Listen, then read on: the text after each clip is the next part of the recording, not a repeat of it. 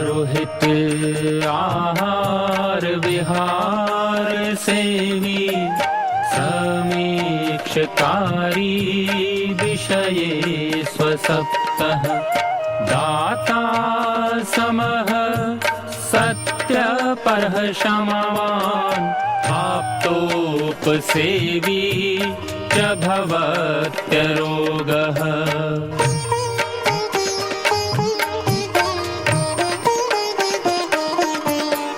मतिर्वचः कर्म सुखानुबन्धी सत्वं विधेयं विशदा च बुद्धिः ज्ञानं तपः तत्परता च योगे यस्यास्ति तं नानुतपन्ति रोगाः।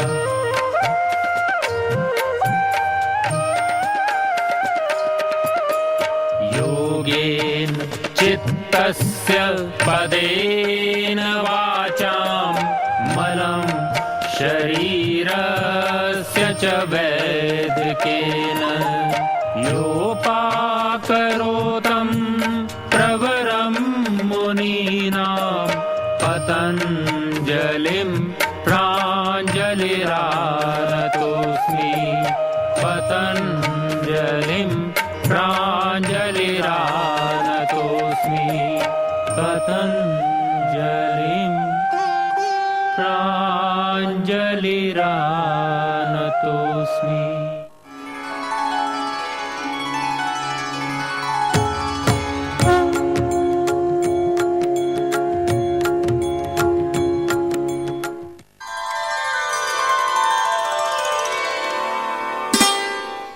मैंने आपको बहुत सारी जानकारियां दी ओरोक्सिलम इंडिकम के विषय में।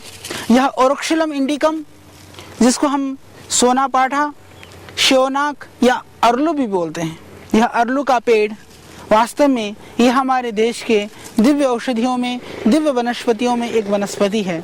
कल हमने जाना इसके बहुत सारे औषधीय एवं इसके आध्यात्मिक और इसके ऊर्जा के संदर्भ में। तो इस विषय में मैं एक और घटना का उल्लेख करना चाहूँगा, क्योंकि पहाड़ों में यह होता है, बड़ी बड़ी फलियों के साथ में, सुंदर सुंदर फलियों के साथ में यह पेड़ लगा होता है। जब फलियां पक जाती हैं तो इस तरह से इसके अंदर यह बीज निकलता है। तो यह एक बहुत ही सुंदर पौधा है जिसको सोनापाठा या श्योनाक कहा जाता है। हालांकि आज भी इन जड़ी बूटियों के संदर्भ में यदि आपको कुछ भी जानकारी देनी हो तो यह सहजता से सभी वनस्पतियां एक स्थान पर उपलब्ध नहीं होती हैं। हमें विभिन्न स्थानों में बहुत सारी जगहों पर जाना पड़ता है, चाहे वह कभी जंगल में, बीहड़ जंगल में, कभी पहाड़ों में, कभी नदी और नालों में, कभी देश के सुदूर क्षेत्रों में, आदिवासी क्षेत्रों में, बहुत सारे घन घोर जंगलों में भी हमें जाना पड़ता है। हमारा प्रयत्न रहता है कि किसी भी तरह से इन वनस्पतियों के संदर्भ में ढेर सारी जानकारियां हम आपको दें। आपको बताने के लिए हमें जंगलों का भ्रमण करना पड़ता है। तो इन जड़ी बूटियों के संदर्भ में जब हमने अध्ययन किया, इन जड़ी बूटियों के संदर्भ में जब हमने जानकारियां एकत्रित करनी शुरू करी, तब भी हमने पूरे भारतवर्ष के सुदूर क्षेत्रों में, आदिवासी क्षेत्रों में भ्रमण किया। परंपरागत रूप से जो जानकार लोग हैं उन लोगों से संपर्क किया, क्योंकि कई बार लोगों के मन में ये बात होती है, कई लोग मुझसे पूछते भी हैं कि आचार्य जी, एक वनस्पति के विषय में इतनी जानकारियां कहाँ से इकट्ठी हो सकती है, कैसे आप इकट्ठी करते हैं? तो उन लोगों को मैं बताना चाहता हूँ, यह सब प्रभु की कृपा है। और परंपरागत रूप से आज भी इन वनस्पतियों के अथाह भंडार को लेकर के हमारे आदिवासी क्षेत्रों में, ग्रामीण क्षेत्रों में बसे हुए उन ऋषि तुल्य, उन देवात्माओं का मैं धन्यवाद करता हूँ, जिन्होंने चाहे एक एक वनस्पति के एक एक दो दो प्रयोगों को जानते हों, पर उन्होंने अभी तक इस विधा को लुप्त नहीं होने दिया है। इसी संदर्भ में जिस पौधे के विषय में मैं आपको दे रहा हूँ जानकारी, यह श्योनाक का, सोनापाठे के पेड़ के संदर्भ में, सिक्किम के अंदर जब हम अपना प्रचार कार्य को कर रहे थे, तो सिक्किम के अंदर प्रचार कार्य करते समय किसी ने कहा, मणिकुमार जी पीलिया की एक औषधि देते हैं, पर वो किसी को बताते नहीं हैं, आपको शायद वो बता देंगे। हम गए, उन्होंने तब तक कई हजार पीलिया के रोगी वह ठीक कर चुके थे, प्रामाणिक है, अनुभूत हैं और आज भी वह व्यक्ति सिक्किम के उस क्षेत्र में दूर दराज में आज रहते हैं, गांव में। इसको वहां पर टोटला बोलते हैं। शेवनाक को, सोनापाठा को सिक्किम साइड में टोटला बोला जाता है। उन्होंने कहा कि इस पेड़ की ताजी छाल लेकर के आता हूँ, छोटा बच्चा हो तो 4-5 ग्राम, बड़ा हो तो 30-40 ग्राम तक छाल को मैं ला करके उसको कूट करके मोटा मोटा कूट के रात को पानी में भिगो देता हूँ। सुबह उस पानी को नितार करके और उसके अंदर बहुत कम, लगभग 200-250 मिलीग्राम जो देसी कपूर है, जिस कपूर को खाया जाता है, उस कपूर को खिला करके फिर इस पानी को पिला देता हूँ। सिर्फ 3 दिन के अंदर कितनी भी भयानक पीलिया हो, पीलिया जड़ मूल से समाप्त हो जाता है। जब उन्होंने बताया, हमें विश्वास हुआ, फिर हमने कई रोगियों के ऊपर प्रयोग किया। बस इतना ही ध्यान रखना, यदि ज्यादा मात्रा में शेवनाक की छाल को पिला देते हैं तो शरीर में थोड़ी खुजली जैसी हो जाती है। मात्रा का थोड़ा सा ध्यान रखें। कपूर के लिए भी ध्यान रखने की बात है। हालांकि कपूर थोड़ी मात्रा में लेने से वो हानिकारक नहीं होता है। यदि ज्यादा कपूर किसी को खिला दिया जाए तो चक्कर आने लगता है और उल्टी सी होने को होती है। कपूर की मात्रा लगभग आप एक चने के दाल जितना ले सकते हैं। चने की दाल, या मैं यूं कहूं कि एक मूंग के दाने की जितना आप कपूर को ले करके, जैसे कि मैंने बताया कि शेवनाक की छाल को रात को पानी में भिगो दें, सुबह मसल करके, यदि ताजी छाल ना भी मिले, सूखी हुई छाल मिल जाएगी। हमारे यहाँ भी शेवनाक की छाल आपको पैकेट में मिलती है। पीलिया के लिए हालांकि हम और भी औषधियां देते हैं, परंतु यह अत्यंत कारगर उपाय है। यदि मिट्टी के बर्तन में आप 5 से 10 ग्राम इस शेवनाक की छाल को भिगो दें, और ध्यान रहे इसको गर्म नहीं करना है, गर्म किए बिना प्रातः काल आप इसको मसल करके, छान करके, और लगभग 200-250 मिलीग्राम जो देसी कपूर है, जिस कपूर को खाया जाता है, उस कपूर को खिला करके फिर इस पानी को पिला दीजिए। फिर देखिए चमत्कारिक प्रभाव लीवर के अंदर।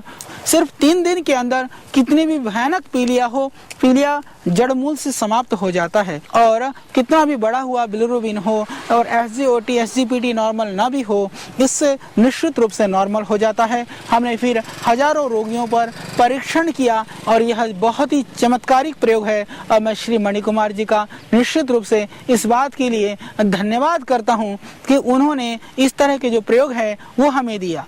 जब हमने प्रारंभ में इस दवाई को प्रयोग करना शुरू किया, मेरे पास बहुत सारे हेपेटाइटिस बी के भी और हेपेटाइटिस सी के भी पेशेंट आने शुरू हो गए। उस समय पर हेपेटाइटिस बी को लेकर के इतना एक हवा पैदा किया गया था देश के अंदर, हम सब जानते हैं।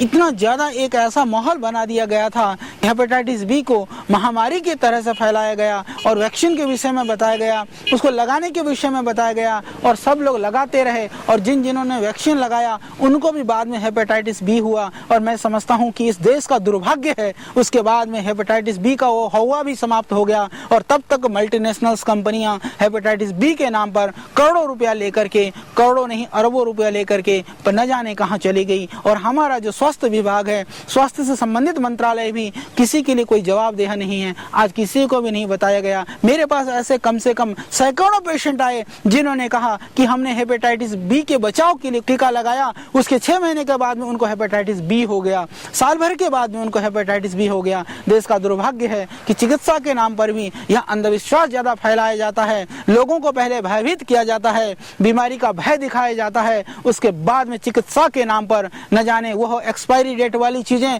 जो दूसरे देश में प्रतिबंधित हुई औषधियां हमें परोस दी जाती है। जिस तरह के हम इंसान न हुए, हम उनके लिए प्रयोगशाला हो गए। यह हमारे देश में हो रहा है और आम इंसान को पता नहीं है, परंतु जो योग्य चिकित्सक हैं, जो इस तरह के जो डॉक्टर्स हैं, जो देश और समाज के लिए मरने मिटने को आज भी उद्यत हैं, पर वो लोग चुप क्यों हैं, यह हमें नहीं समझ में आती है। तो हेपेटाइटिस बी के हवा को इस तरह से हमारे यहाँ फैलाया गया, जबकि यह पीलिया के संदर्भ में पहले से हमारे आयुर्वेद के अंदर वर्णन है, हमारे शास्त्रों में बहुत ही प्रामाणिकता के साथ वर्णन है। और मुझे ये कहते हुए प्रसन्नता है, कम से कम लीवर के लिए और हेपेटाइटिस बी के लिए, सी के लिए, और किसी भी तरह की लीवर की समस्या है तो उसके लिए भी आयुर्वेद के अंदर एक नहीं, दो नहीं, सैकड़ों वनस्पतियां हैं और सैकड़ों उपचार हैं।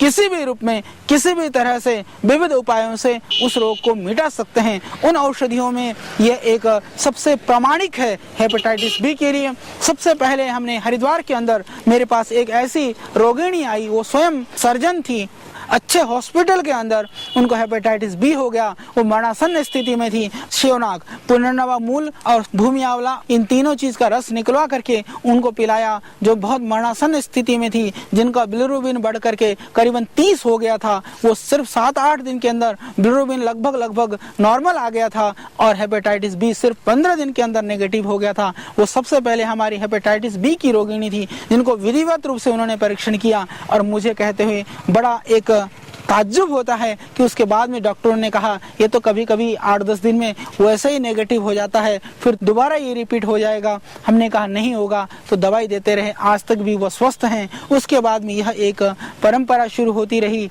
और हमारे देश के लोगों ने बहुत इस बात को अपनाया। हालांकि हमने इसको शुरू में सीक्रेट रखा, हमने भी इस पौधे को टोटला के नाम से ही हम प्रयोग करते रहे। हमने सोचा क्योंकि कोई दुरुपयोग ना कर ले। जब हमने देख लिया कि देश के बच्चा इस पेड़ के और इसके गुणों के संदर्भ में परिचित हो गया है, फिर हमने बताया यह टोटले का जो असली नाम है वह श्योनाक है, सोनापाठा है, अरलू है। और एक दुर्भाग्य मैं कहूँगा कि उसके बाद में जब हमने बताया तो हरिद्वार के अंदर जितने भी इस श्योनाक के जो पेड़, इस सोनापाठा के जो वृक्ष थे, लोगों ने लगभग समाप्त सा कर दिया। न जाने देश के कौन से कहां से लोग आने लगे। फिर हमने निवेदन किया, हमने कहा इन पेड़ों को लगाइए। देखिए ये आज हमें जीवन दे रहे हैं, हम यदि इन वृक्षों को लगाएंगे, इन वनस्पतियों को लगाएंगे तो निश्चित रूप से वह दूसरे हमारे आने वाली पीढ़ी के लिए